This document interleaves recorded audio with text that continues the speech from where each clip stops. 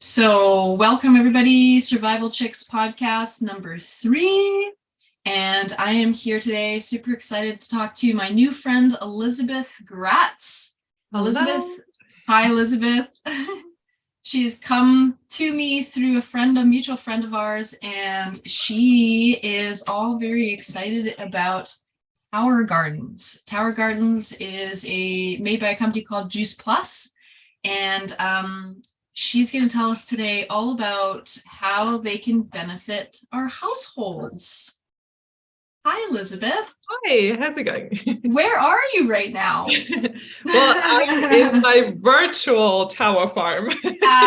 Okay. What a beautiful tower farm it is. Yeah, isn't it so nice? So this is what excites me. I don't see myself having a tower farm like this in the future. It's pretty big, but I definitely want to have a micro farm. So probably within the next year, that's what we are planning. And so a micro farm is basically this, but smaller. How much smaller? It depends really on what size of location we will be able to find. So I don't have the location for a micro farm on my own property. I would have to rent a space. Okay. So it literally depends on what am I able to be renting, how big is it, and ideally 10 towers, potentially a bit more. Okay, where are you located right now? So we're in the Okanagan in Vernon. Hey, lovely. And you used to be on the Sunshine Coast. I used to be on the Sunshine Coast, yes. So whereabouts? We lived right down in Langdale by the ferry. Beautiful country over there. I know. Surrounded by water. Go back because we still have our daughter basically spent her first 4 years there, and so she's still very connected to her childhood friends from there, and I mean us parents of course too. So yeah, we still go back. Maybe next time we can meet up. Absolutely. We're quite a bit further down the coast, but we go down there. Yeah. We can meet in the middle. Yeah. Excellent. So I've heard a little bit about these tower gardens before you came along, but I actually didn't know anything about your specific tower garden and how it works. Why is it awesome? So what I love about this is that the guy who invented it literally looked at what NASA was doing. And NASA had this idea of, okay, we need to produce fresh produce for our astronauts in space. How can we do that so that we have nutrient-dense, fast-growing crops? And he was like, that's a great technology. Why is not everybody doing this? And how can we turn it into something that everybody can easily do at home without crazy expensive equipment, without making it super complicated? An easy setup, you put it together in 30 minutes and it can stand anywhere in your house, and you can produce produce year round. Now these towers you can see are mainly growing leafy greens, but you can literally grow anything besides root vegetables. And yeah, and the difference is, so many people, when they see something like this, they think this is hydroponics. And hydroponics means that the roots are sitting in water. Right. But this is actually aeroponics. So you can see down here, there's a big base of water on the bottom of each tower. It's actually a nutrient solution. And it gets pumped up through this middle part here, and then rains down over the roots that the plants hang into the center of the tower. So they're not sitting in water, they're just getting rained on. And the water again collects in the base and is pumped up again. And because of that, there's a lot of oxygen coming to the roots and they grow really, really fast. Wow. And then, of course, the nutrient solution, we can talk about that in more detail. That's exciting. Wow, that is exciting. So it's suspended in air. So how, okay, so I have so many questions. So do you start from seed? You start from seed. You can use any seed that you have. Okay. You can collect your own seeds. You can go to your favorite neighborhood seed provider. You can order. Okay, great. So when you start from seed, do they give you like a medium or something to put them in? So yes, you will get it when you get a tower. There's a starter kit, which includes the medium and some seeds. Okay. But also the medium that you grow in is called rock wool. I should have brought a rock. It's in the, so it's literally like a little cube of, looks like a sponge. Okay. And in the center is a hole. So you put the seeds into the center, you soak the sponge, the rock wool in water, and then you let it sit at a nice window if you have one, or over grow lights, under grow lights, and you let the seed grow for a few days. And then when it's like 2 inches tall, you put it into the tower. So you put the entire whatchamacallit cube rock into wool. the tower, and then Yes. it grows. I'm guessing it grows its roots past that, Yes. like through that. Okay. Yeah. So eventually the little cube is completely overgrown by the roots. And in the end, when your plant is nice and big and you want to harvest the whole plant, you literally just pull out the whole thing, the roots and all. And it has like these beautiful long roots that hang all the way down in the tower. And you just cut it off and discard it and keep the plant that you want to harvest. Hey, well, that's fun. And so the tower itself, what is it made out of? I'm hoping it's made out of something that's like not toxic Yes. for us to like ingest in some way. Yes. So while there's lots of people who DIY things like this, especially in the hydroponic space, what they often use is PVC piping. Now, PVC piping, of course, is not food grade. It leaches plastic into the plants that grow, and they will absorb it. Just like we know you shouldn't put a plastic bottle, leave it in the hot car because the plastic will leach into the water.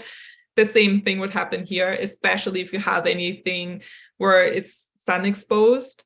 Or summer when it gets really warm. So these towers are food grade plastic, very thick, nothing will leach into the plants, and it has a lifespan of decades. So it's very durable, and it's safe to grow in. It's also easy to keep clean. Oh, okay. What do you do to keep it clean? Oh, literally, like it's not that complicated. There's not a lot of maintenance. Like 2 times a year, you take it apart, you soak it in some vinegar water, and wipe it down. Sounds pretty easy. Yeah. Cool. Because there is no organic matter, right? So if you have hydroponics, you grow in organic matter, like plant or animal matter, fertilizer, basically.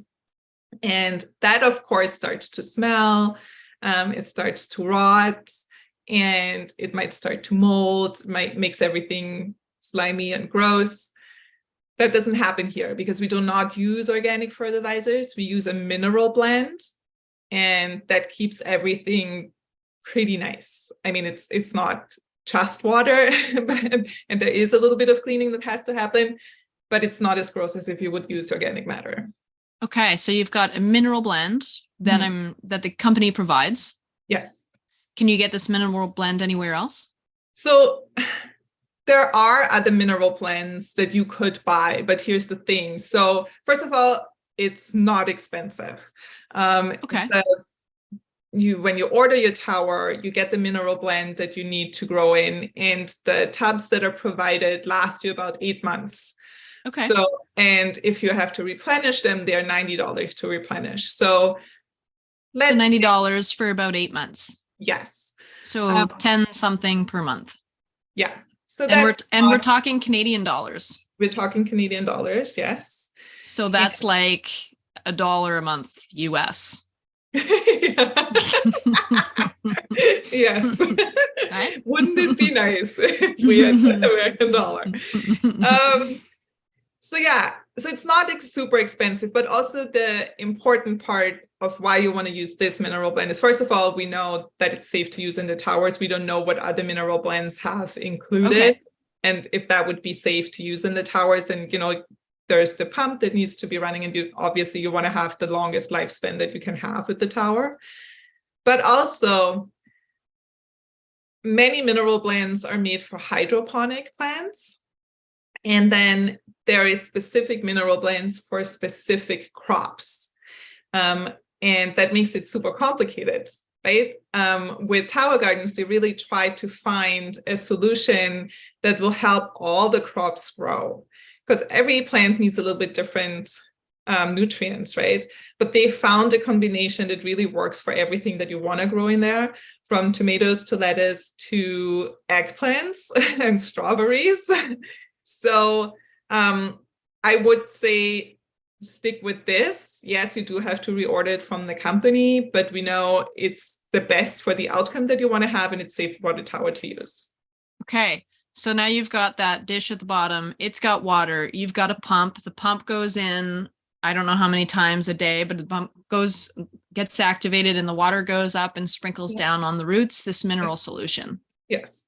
So what about, sorry, go ahead. Yeah, I just wanted to say the pump comes with a timer, and you can either set it for inside or outside, because you can grow with the tower outside if you want to, and if it's okay. And so for outside, I don't know exactly the timing. For inside, I have it in my house right now. It starts up for 5 minutes every 45 minutes. So for 45 minutes, there's silence.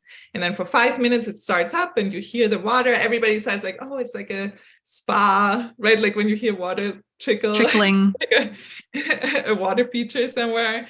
So you hear the water and then it turns off again. Okay. Can you grow big things like zucchini? Yes, you could. Yeah. Or do they just hang off? So you can buy a cage that goes around the tower and that supports big plants like zucchini or cucumbers or even peas, anything that needs to hold on to something, tomatoes.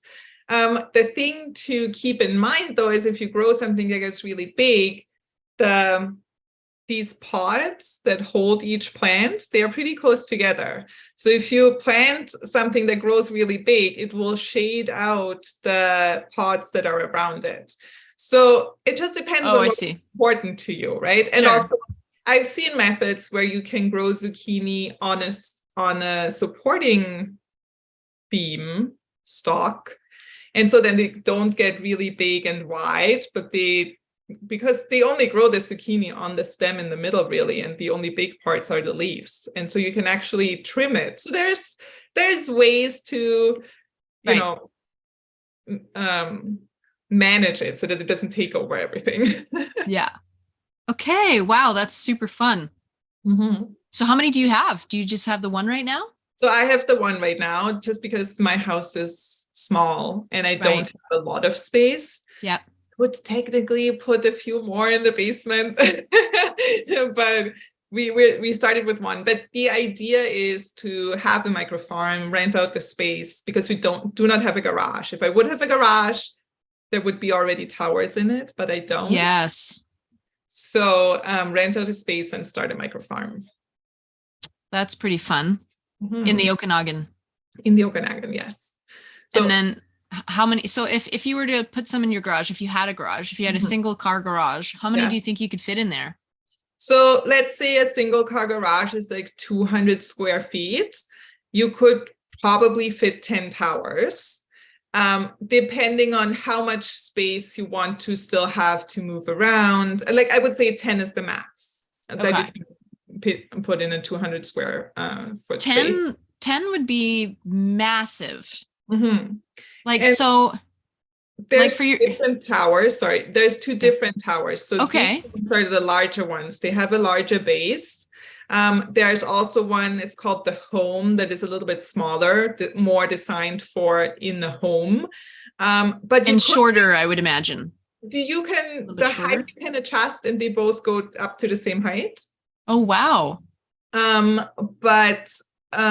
So the home has a little bit smaller bases, which means you have to refill it a bit more often, but you could put 10 home towers into a garage too. Nobody says that you can't grow with those in a micro farm. Right. You just need to make sure that you have all the lights. Yes. So if you grow indoors, you need growing lights, and you can buy those. They attach to the tower. If you have a big operation like this, of course, they have lighting on top over everything. Yes. Right? Yeah. Wow. So that would make a lot of food. So for you and your family, like how much food do you get off of your garden? Yeah. So I have some notes, so I tell you the right numbers. So like I said, the towers, it doesn't matter which tower you get, the home or the flex. The flex is the big one. The amount of plants that fit on them is the same, and these growing pods come in sections, and you can stack them on top of each other.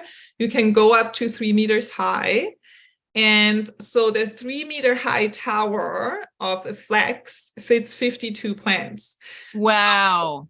So mine right now is, I think, at 32 or something. I would have to go and calculate how many I stacked on top of each other. And I have a little bit more space. So when I ordered it, I wasn't quite sure, how close to the ceiling do I want to go, but I could fit a couple more.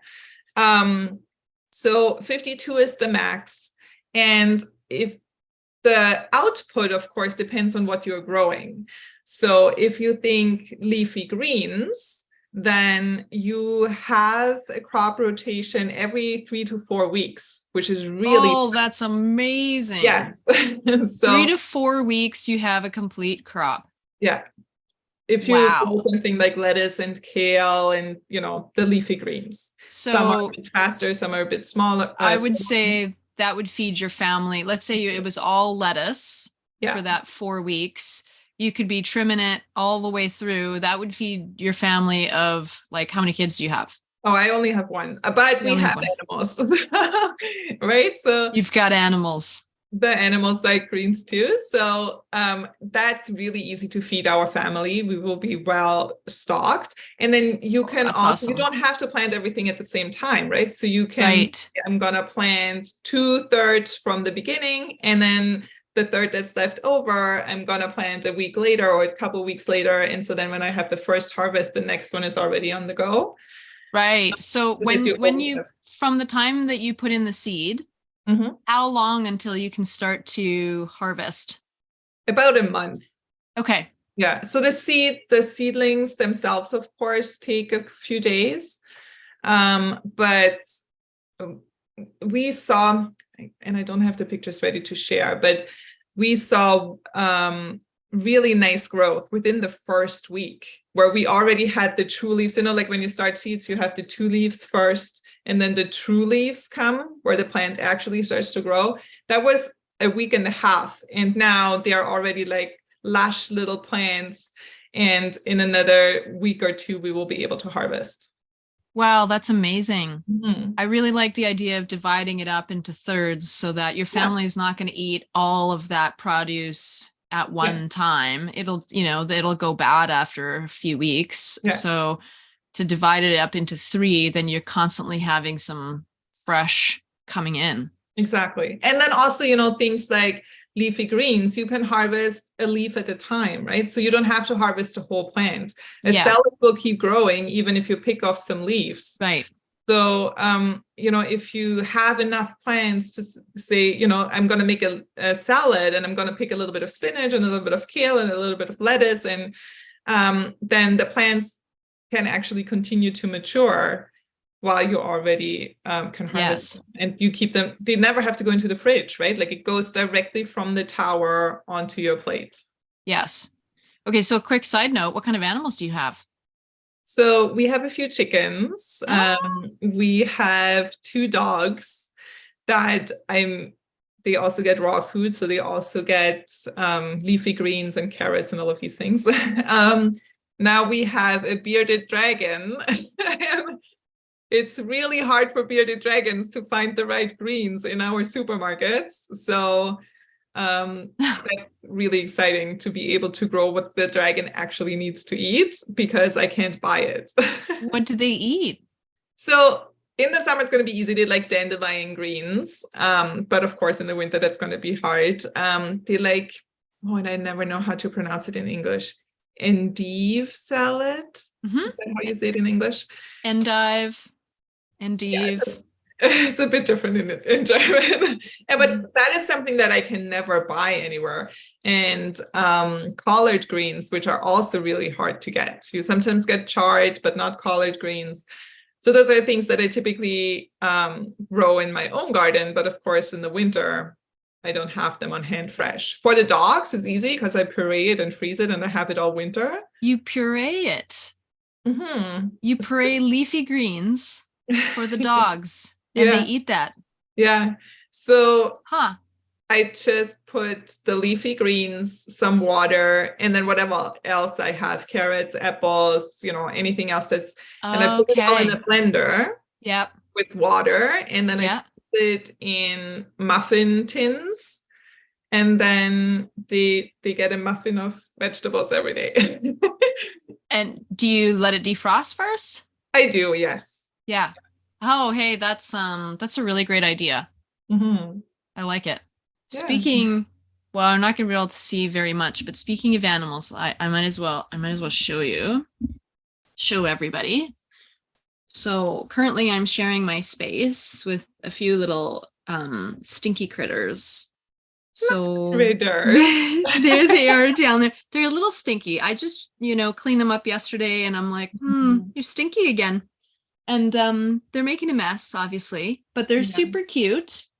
So there's 5 of them hiding underneath that little hot plate right now because I opened up the window, so it's probably a little cool. And then there's Mama Brenda. So cute. So my friend, believe this or not, my friend who gave me a dog, because she's the best dog breeder around, she also now has chickens, and I've been trying to get chickens for some time. And Mark's been like, no chickens. And so she's got chickens, and she decided that her hen Brenda needed to brood on some eggs for whatever reason. And I'm not exactly sure how this happened, but she bought some eggs and she put them underneath her.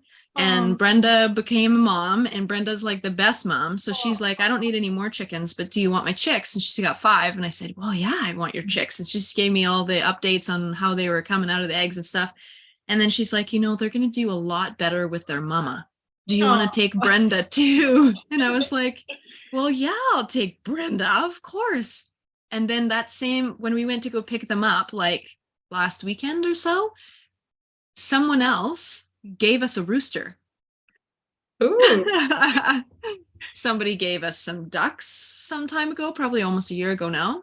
And then we found our cat here on the property. So literally all the animals that we have, like somebody calls and I'm like, oh, the universe is calling, honey. Do you want some chickens today? That is amazing. So now we're building chicken coops and making an addition. I don't know if you probably can't hear, but no, I heard it. You did? Yeah. There's a rooster. You can hear my rooster in the background. He's like, are you awake? Yeah. He starts off in the morning a little bit, and then throughout the day, it reminds me of like being in Thailand and having them cruise around on the streets. It's so funny. Our chickens are super loud in the morning, so we can't have a rooster because we're in a residential area. But the chickens are so loud. Really? You can hear them through the closed windows. They're like, bak, bak, bak, bak.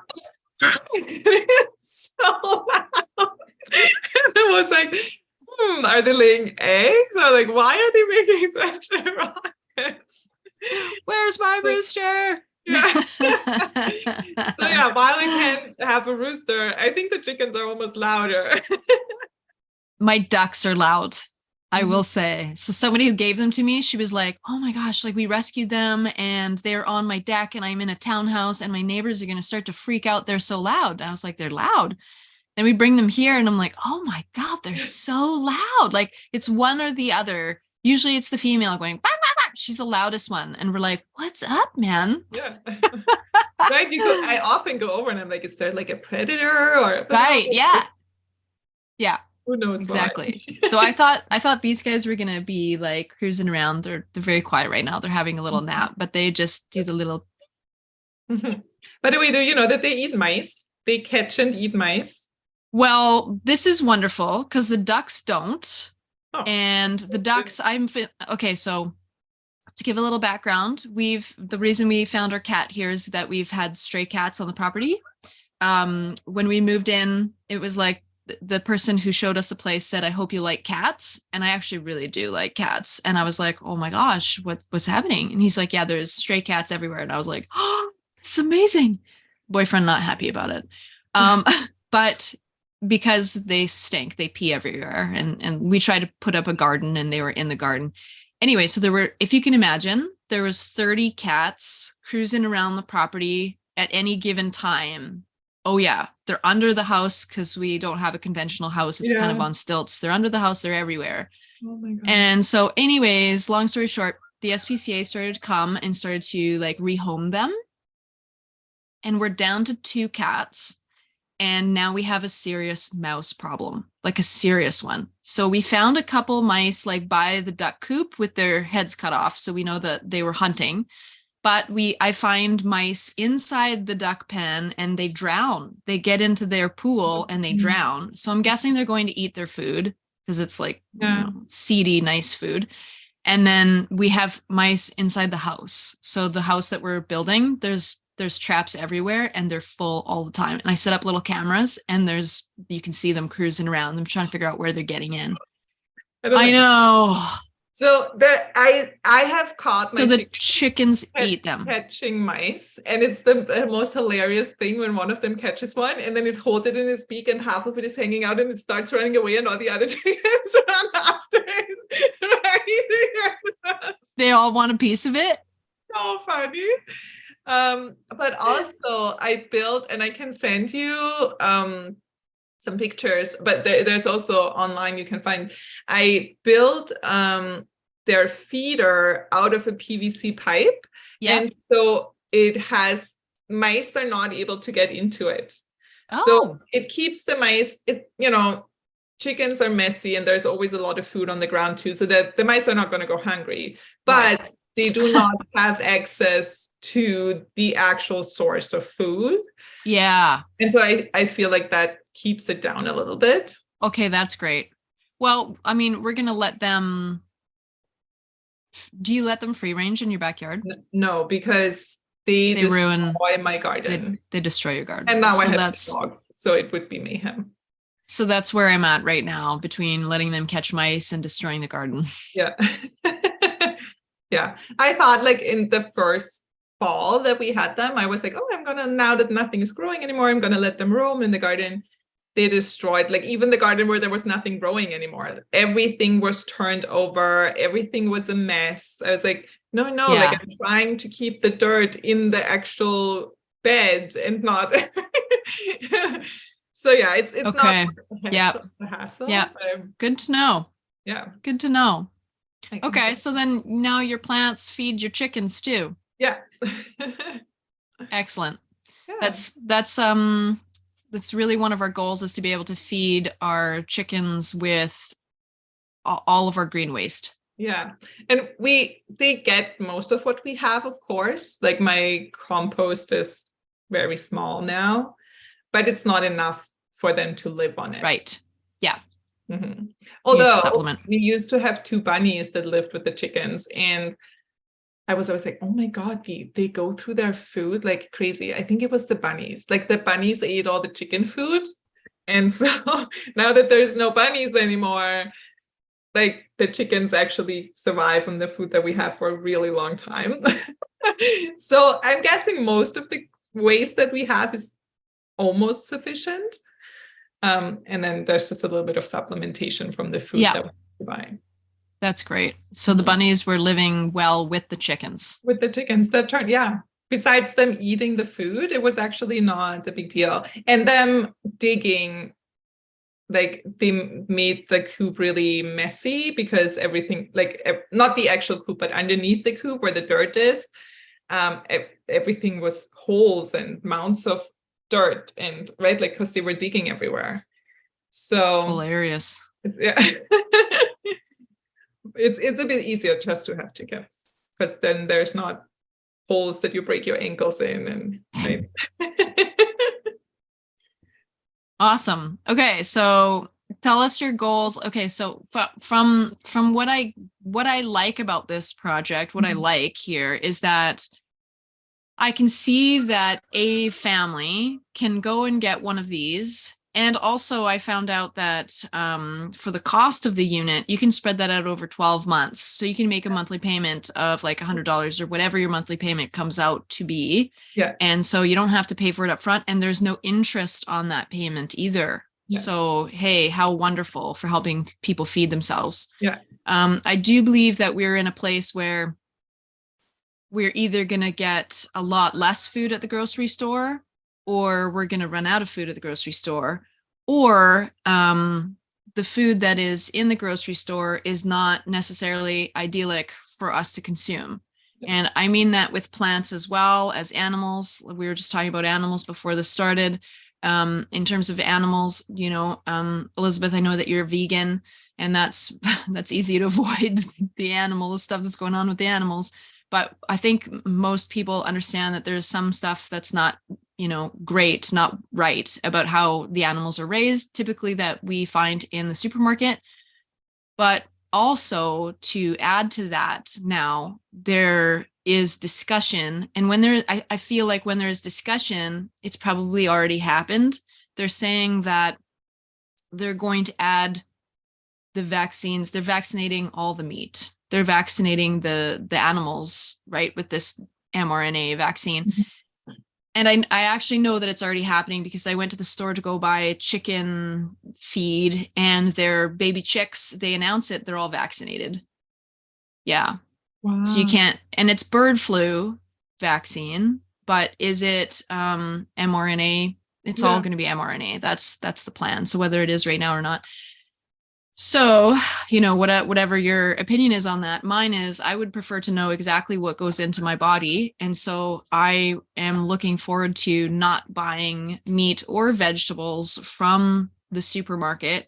And it's also going to be a lot more sustainable if something does happen to the supermarket. We've been looking at, you know, transportation and all of the things that have, you know, that they've made it so much more difficult. That's why the prices are rising in the grocery store, like eggs. Everybody's talking about the eggs.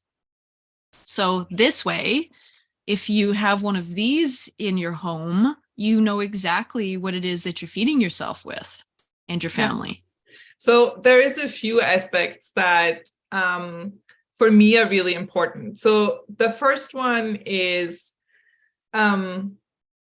hard to say which is the most important one. What to start with? So I grew up in the 80s, and even back then, and I grew up in the 14th floor of a high-rise building in a big city.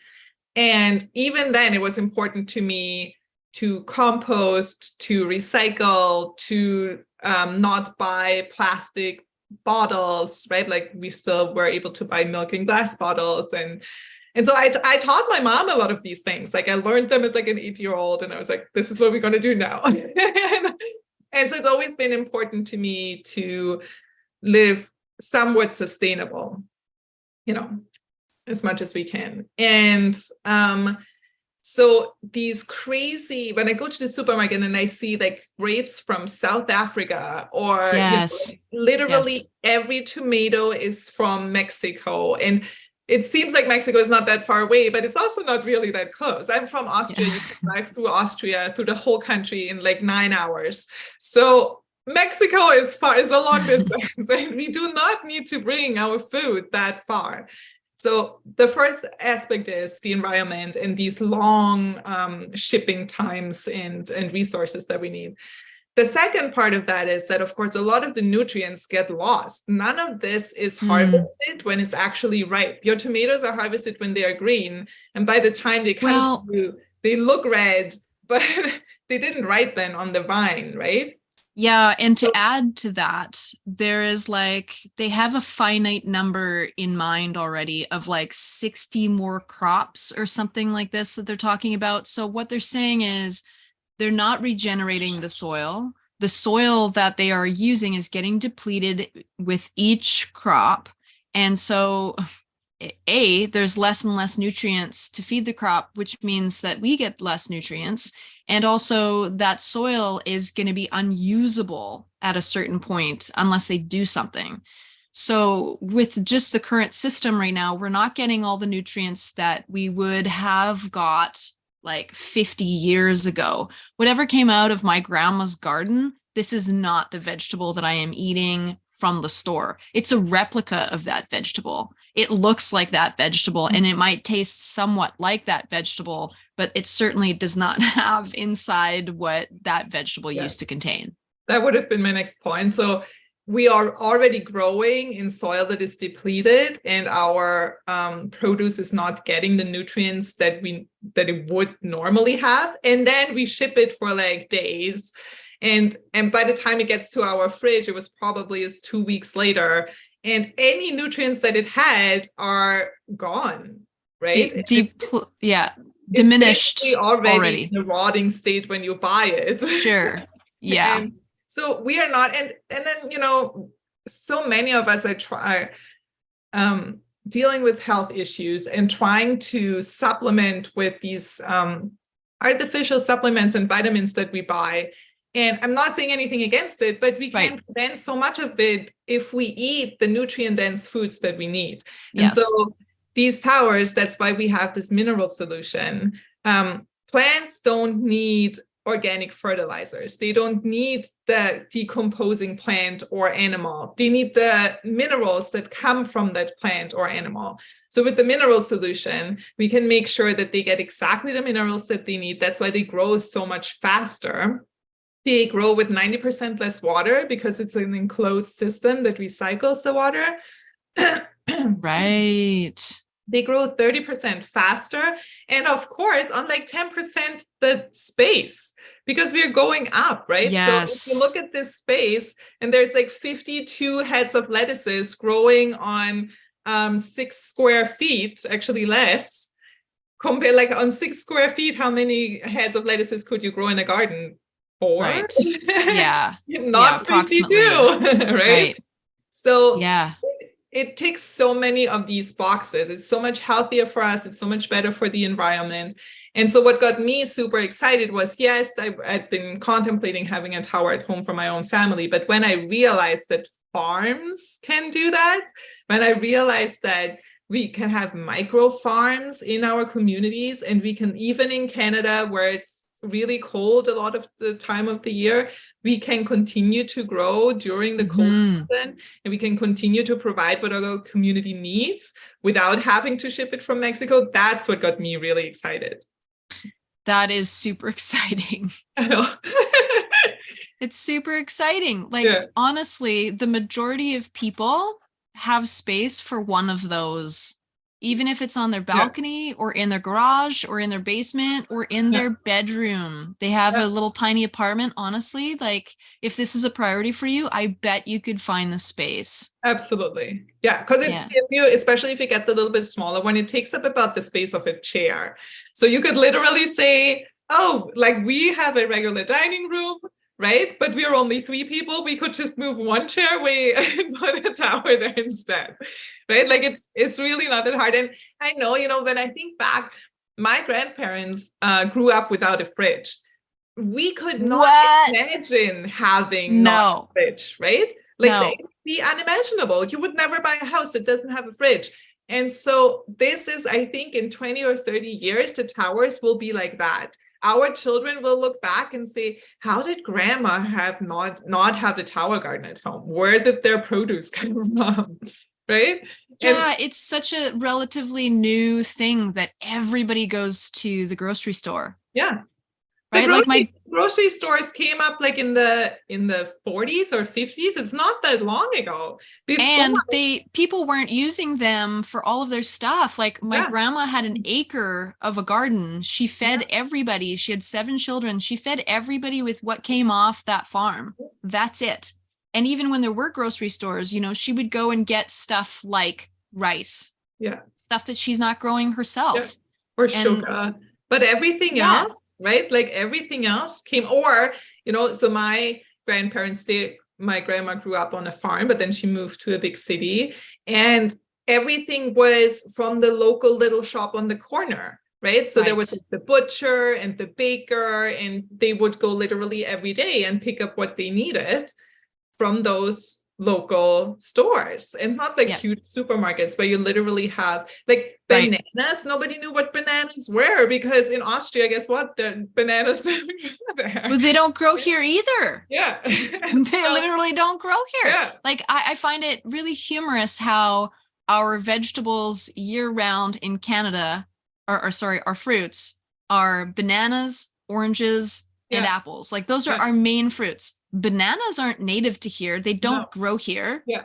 Oranges, I think you can grow them, but they're not native. And Yeah. apples aren't even native. They were brought over. Now Yeah. they do grow native, like they do grow well here, Yeah. especially during the cooler months. So it's a great thing to have. But like, where are we getting bananas from all Yeah. year round? All Bananas and year round. oranges. Yeah.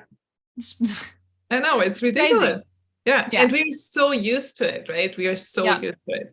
And so yeah, I'm 100% sure in 20 or 30 years, everybody will have a tower garden and it will be so normal because it's so easy and it is so logical to get one. Like I think it's it makes sense. like I think we have to do something, right? Mhm. Like we're at a place where, you know, we just have to do something for ourselves. And I was listening to a podcaster. He's vanished. I'm not sure what happened to him, but his name is Christian. He's the Ice Age farmer. He's amazing, and he talks about food security. And he's like, you want to start doing something? Grow something. Put something in the ground. Grow something. Put a couple pots out. Like, how much room do you have? Do something.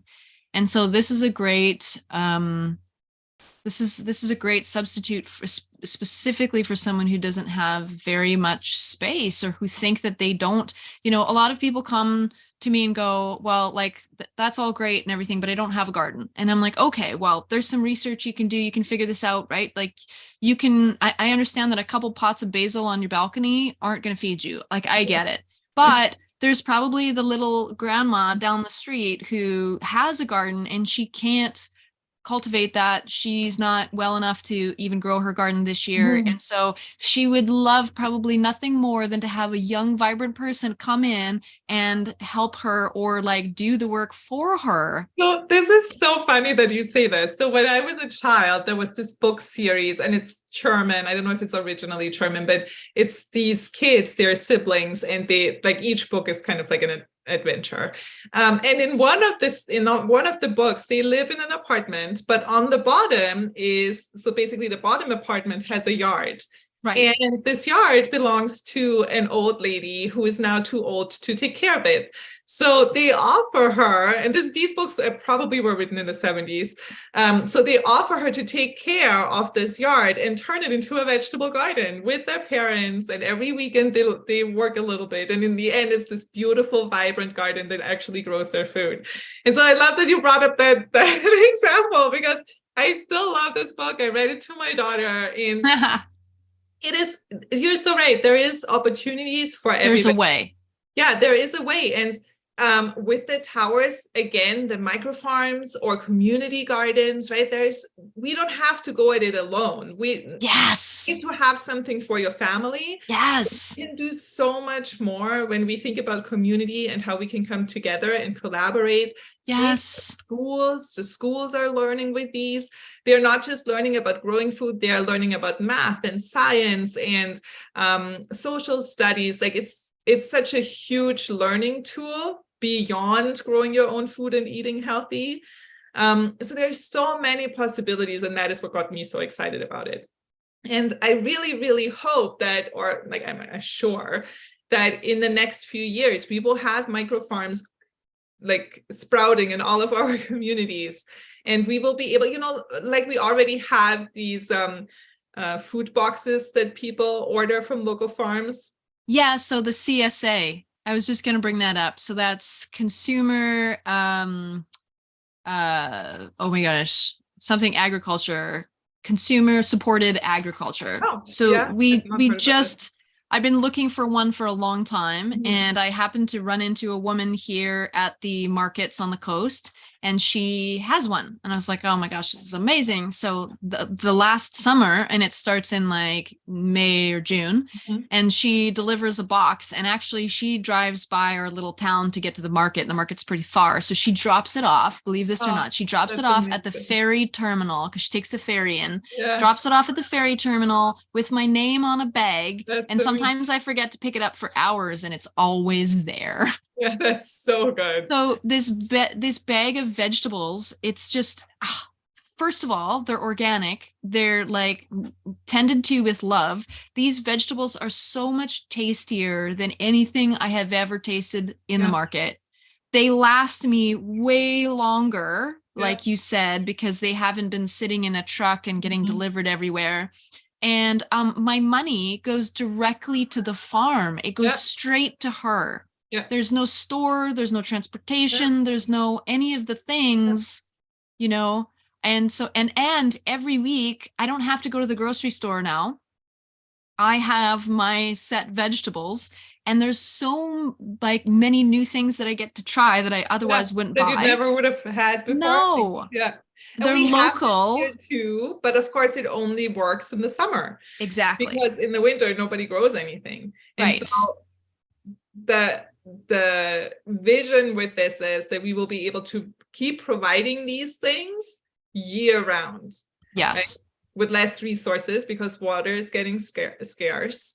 And it always breaks my heart here when I see that, like, we are on water advisory, and I'm like making so sure that I use the minimal amount of water that I need for my garden, and then the farms are spraying their fields of corn all day in 40 degrees heat. Sure. Like, where's I don't understand.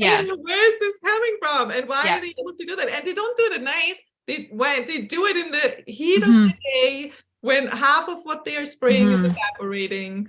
And so, like I waste and living wasteful and not efficient is something that I can't deal with well. and so, this with the closed system and not having the evaporation and being able to grow. But also was it last year or 2 years ago already when all the highways were washed out? Yes. And the Okanagan was closed off. We did not have fresh fruits or vegetables. And I saw pictures from your supermarket. Yeah. There was nothing there. There was nothing there. It was empty. And the funny thing was that I did not panic like everybody else, because I have stocks of food downstairs. The only thing, like I'm canning, and I have 2 big freezers, and I try to preserve as much as I can during the summer months. Wonderful. The only thing I stocked up on was things like beans and flour and rice. But everything else, I was like, even if I can't go to the supermarket for 6 months, I know that we will be fine. So that's where we are as well. I do exactly that. And I focus on stocking up on the things that if I wasn't able to go to the supermarket or the store, I wouldn't be able to grow myself, like rice, like, beans and things. Yeah. So that's, it's okay to rely for some things on other sources, or a lot of the things that I have canned, I didn't grow. So like tomatoes, for example, I've not been super successful growing tomatoes, and it would never be enough for all the canning that I do with them. So I get them from a local farm. Sure.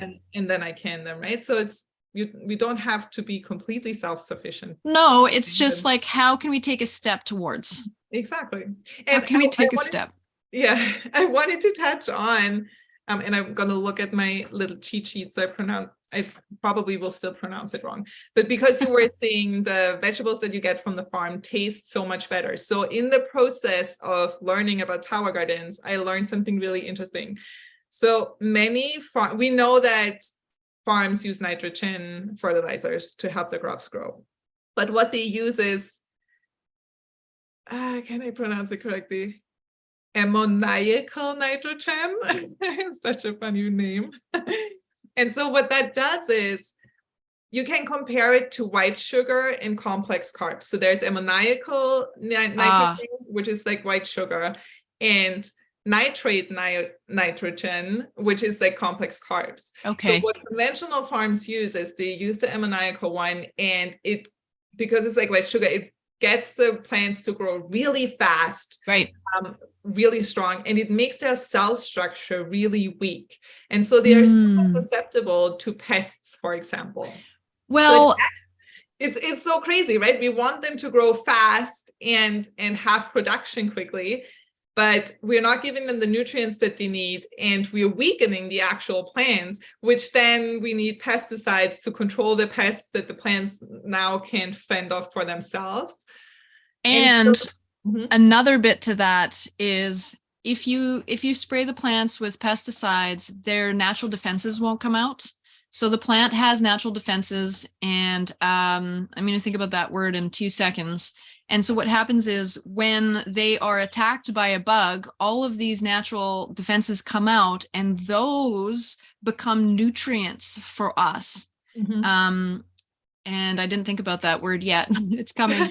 But those nutrients are like really, really important. So here we are not getting those nutrients specifically because the plant doesn't have a chance. It's almost like the plant is exerting its own, not just defenses, but immune system, right? It's putting up its own guards. And those things are super nutrient dense for us.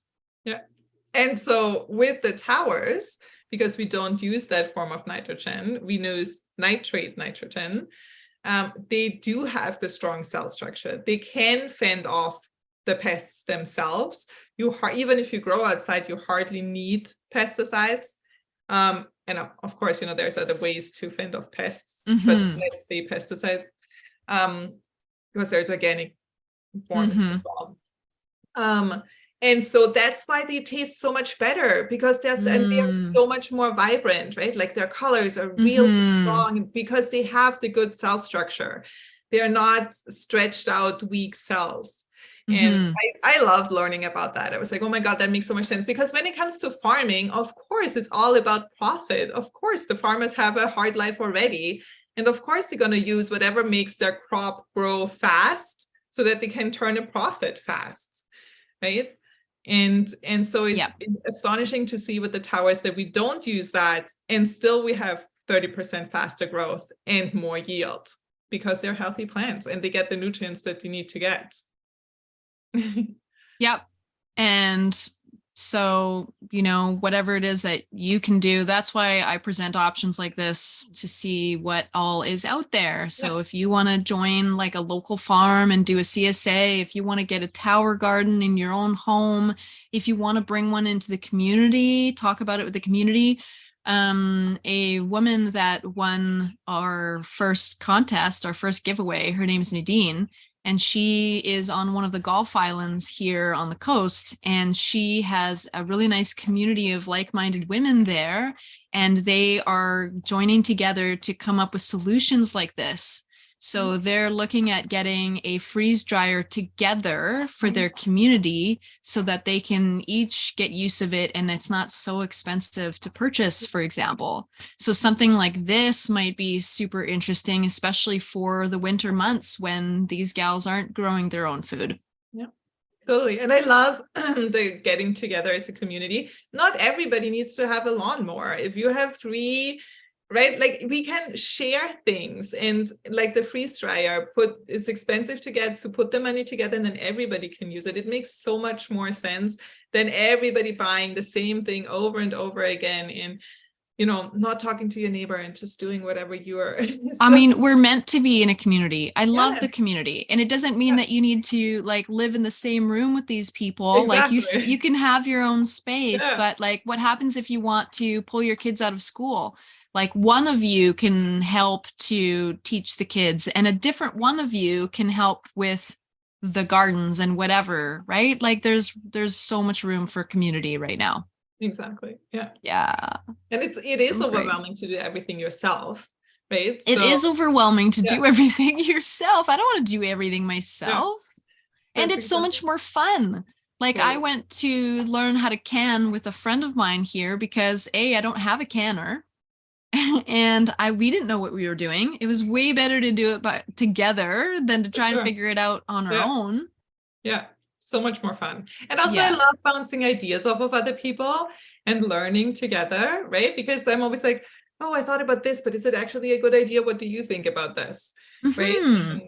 And, yeah, when it comes to the towers, I'm an educator, you know, like everybody has like the little head, and I'm from a family of teachers. And while I never wanted to be a teacher, I have the educator gene in me. Sure. So I love to share what this is and what it can do. Everybody needs to make their own decision if this is for them and how they want to Exactly. But I just love to share the knowledge about it and then see how we can bring it into our communities. That is excellent. I love it. So if people wanted to get a hold of you, where would they go? So the easiest is to find me on Facebook, just with my name, Elisabeth Gratz. And Okay, so I'm going to put that up so that they can see. I'm going to put up your little picture and they can see that. And then if they wanted to purchase one of these, what would they do? So I have a website, and we can put the link in there as well. Okay. I do like to chat with people and find out, you know, like what is it that they are looking for? Because these are customizable, right? Okay. It depends on what do you want to grow, or how many people do you want to feed. So I like to have a conversation to try to find out how does this help you the most, so that you buy the right thing. Right. Not that if you buy a huge tower and there's only 2 of you, and then in the end you're like, oh, why did I spend this money and now I don't even use it, right? Like that would be breaking. Or So it's too big. I didn't realize, Yeah. I would need this much space. I should have got the smaller one, Yeah, right? exactly. Yeah. So I like to have a conversation to find out what is the right fit and how can this work for you the best. But generally, you can go to the website and read about it. There's lots of information on it, and just order from there. So what is your link for the website? So the actual website link is E for Elisabeth. So E Gratz, my last name, .towergarden.ca. Okay, great. Great. And I will make sure to list that as well. Thank you. Great. Well, is there anything else that you want to tell us before we wrap it up? I think we covered most of it. That was fun. Well, really lovely to have you on. I'm really glad that we have this solution for us to use. And I'm super excited with the things that you're going to be doing with your community work and your aspirations of having little micro farms and maybe big farms. Yeah. One that looks just like the one that you've got in your backdrop there. How amazing. And thank you so much for coming and sharing all of that knowledge with us today. Well, thank you for having me. This was so nice. Yay. Thank you. Thank you. We definitely have to connect in August when I'm on the coast. We'll have to. That sounds great. Yeah. Looking forward to it. Perfect. Thank you. Okay. Have a wonderful afternoon and we'll talk to you soon. You too. Bye. Okay, bye.